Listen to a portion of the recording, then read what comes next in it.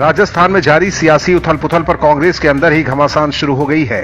Pilot और गहलोत के बीच सियासी टकराव को लेकर कांग्रेस नेताओं को डर सताने लगा है कि कहीं एक एक कर सभी पार्टी का साथ छोड़ देंगे तो कांग्रेस में गांधी परिवार के अलावा बचेगा कौन। कांग्रेस के वरिष्ठ नेता संजय निरुपम हमेशा से अपनी पार्टी और गठबंधन पर निशाना साधते रहते हैं। एक बार फिर उन्होंने कांग्रेस को नसीहत दी है। निरुपम ने कहा कि एक के जाने से पार्टी खत्म नहीं होगी, लेकिन सब चले गए तो पार्टी में कौन बचेगा। उन्होंने कहा कि बेहतर यही होगा कि पार्टी सचिन पायलट को समझाए और रोके। संजय निरुपम ने ट्वीट किया है कि बेहतर होगा पार्टी सचिन पायलट को समझाए और रोके। शायद पार्टी में कुछ लोग ये सोच रहे हैं कि उसे जाना है तो जाए, हम नहीं रोकेंगे। ये सोच आज के समय में गलत है। निरुपम के अलावा कपिल सिब्बल, शशि थरूर और दिग्विजय सिंह ने भी बीते दिनों कांग्रेस नेताओं पर निशाना साधा था। दरअसल सीएम गहलोत और डिप्टी सीएम सचिन पायलट के बीच मतभेद इतना बढ़ गया है कि विधायक दल की बैठक में भी पायलट हिस्सा नहीं ले रहे हैं। वहीं राजस्थान में मुख्यमंत्री अशोक गहलोत और उप मुख्यमंत्री सचिन पायलट के बीच सियासी तनाव किसी से छुपा नहीं है। 2018 में विधानसभा चुनाव के बाद से ही दोनों के बीच तनाव झलकता रहता था, लेकिन इस बार एसओजी के एक नोटिस ने पायलट को इतना खफा कर दिया कि इन्होंने कांग्रेस छोड़ने का मन बना लिया है। पायलट कांग्रेस का दामन छोड़ बीजेपी में जा सकते हैं या अपनी खुद की पार्टी बनाकर नई सियासी पारी की शुरुआत कर सकते हैं। फिलहाल इस वक्त कांग्रेस आलाकमान की धड़कनें बढ़ी हुई हैं और अब कांग्रेस के वरिष्ठ नेता खुलकर कांग्रेस नेतृत्व के खिलाफ आवाज उठा रहे हैं। सचिन पायलट ने बागी रुख अख्तियार कर लिया है। सचिन पायलट सीएम अशोक गहलोत की कुर्सी को गिराने के लिए एड़ी चोटी का जोर लगाए हुए हैं। वहीं पायलट के पक्ष में कांग्रेस के अंदर से ही कुछ आवाज उठने लगी है। पिछले कई दिनों से कांग्रेस के खिलाफ मोर्चा खोले हुए कांग्रेस के वरिष्ठ नेता संजय झा पायलट के पक्ष में बयानबाजी कर रहे हैं। पिछले दिनों पार्टी लाइन से अलग जाकर लिखने के लिए संजय झा को पार्टी ने प्रवक्ता पद से हटा दिया था। अब संजय झा ने कहा कि मैं सचिन पायलट के साथ खड़ा हूं। उन्होंने कुछ आंकड़ों के जरिए ये दिखाया भी है कि राजस्थान में चुनाव के दौरान किसने मेहनत की थी और कुर्सी किसे मिल गई। उन्होंने कहा कि पायलट ने राजस्थान में पिछले 5 सालों तक मेहनत की, लेकिन सीएम कौन बना। दरअसल 2013 के विधानसभा चुनाव में राजस्थान में कांग्रेस की करारी हार हुई थी। कुछ दिनों बाद पार्टी ने संगठन की कमान सचिन पायलट के हाथों में सौंप दिया था। उसके बाद संगठन को मजबूत करने के लिए राजस्थान में सचिन पायलट लगातार मेहनत कर रहे थे। 2018 के विधानसभा चुनाव में नतीजे भी कांग्रेस के पक्ष में आए।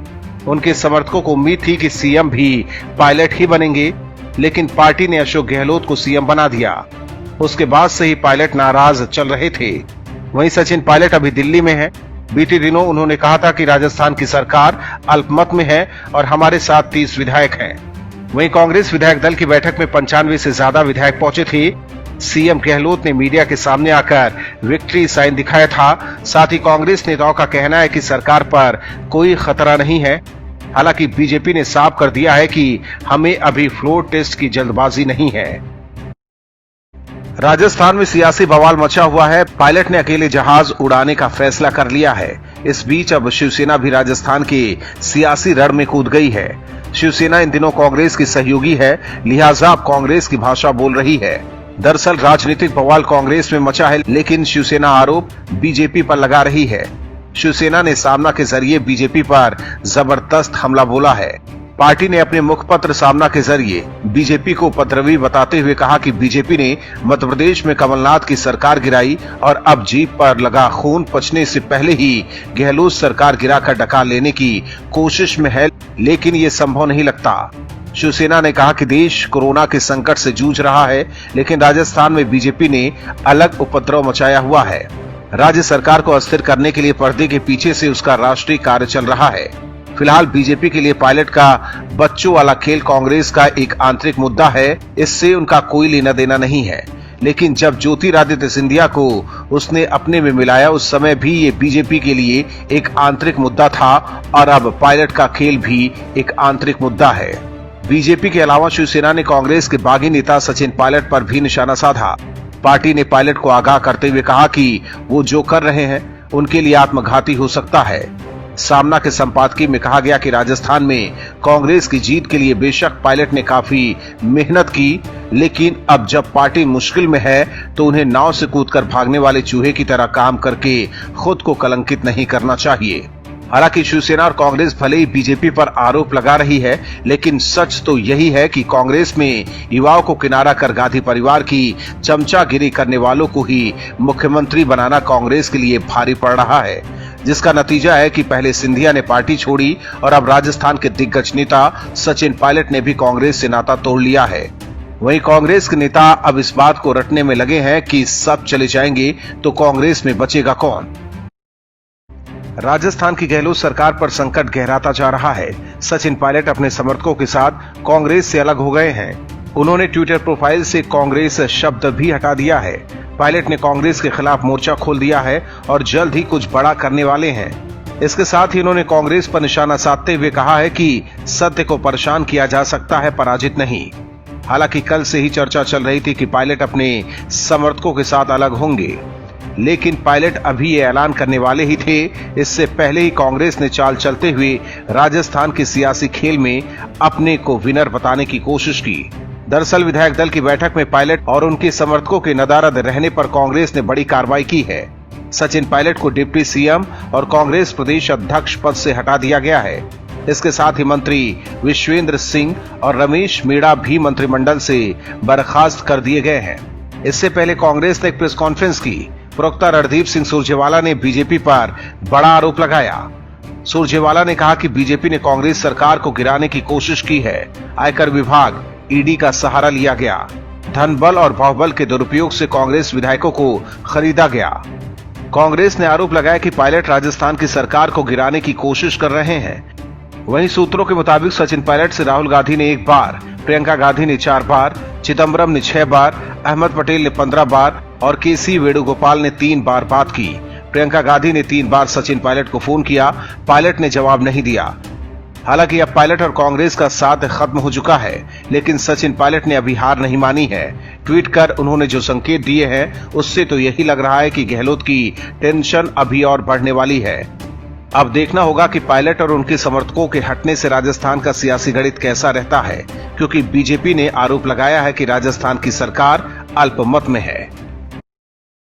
राजस्थान में कांग्रेस का किला ढहने वाला है। सचिन पायलट ने कांग्रेस का साथ छोड़ दिया है। ऐसे में अनुमान है कि राजस्थान में कांग्रेस की सरकार अल्पमत में चली जाएगी। बीजेपी अभी से ही फ्लोर टेस्ट कराने की मांग कर रही है।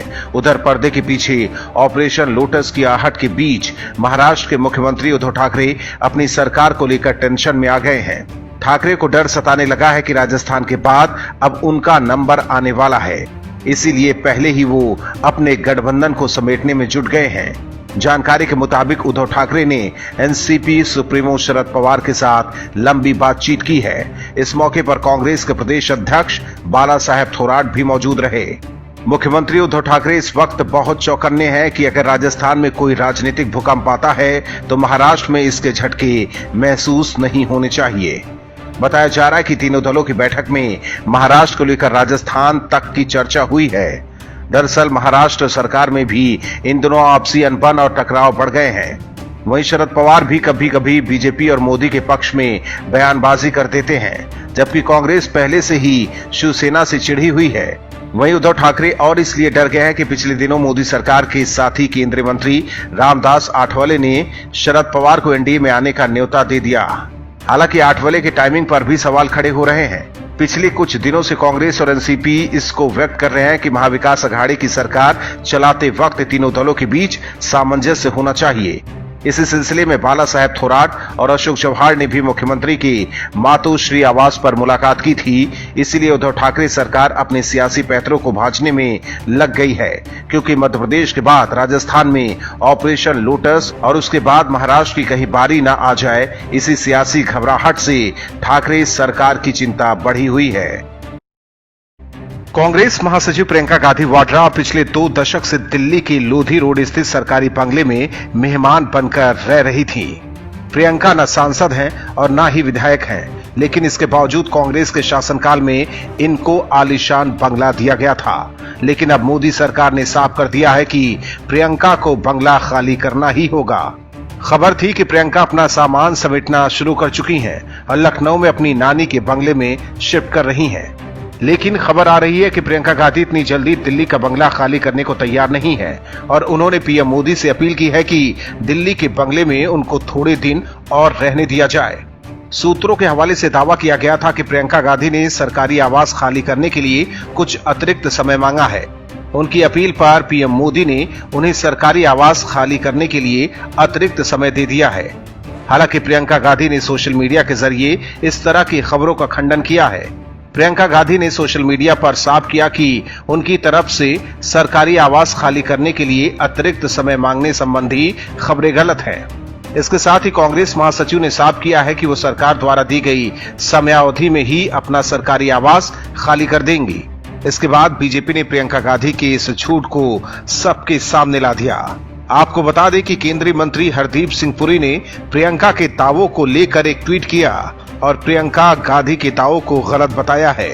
हरदीप सिंह पुरी ने ट्वीट कर कहा कि सच खुद सामने आ जाता है।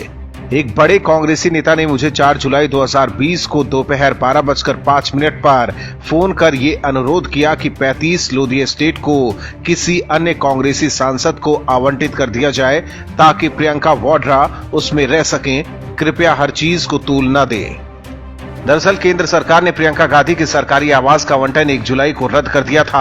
आवास खाली करने के नोटिस में उन्हें 1 महीने की समयावधि दी गई थी। कांग्रेस नेता को यह सरकारी आवास एसपीजी सुरक्षा के दौरान दिया गया था, लेकिन अब उनके पास एसपीजी सुरक्षा और Z+ सुरक्षा कवर नहीं है, इसलिए उन्हें आवास खाली करना होगा। लेकिन जैसे ही प्रियंका को बंगला खाली करने के लिए कहा गया, कांग्रेस की तरफ से सियासी आरोप शुरू हो गए। गांधी परिवार के चमचे चिल्लाने लगे। हालांकि केंद्र सरकार ने साफ कर दिया कि प्रियंका को बंगला खाली करना ही होगा। Bureau report, OMH news. और भी वीडियोस देखने के लिए चैनल को सब्सक्राइब करें और बेल आइकन को दबाएं।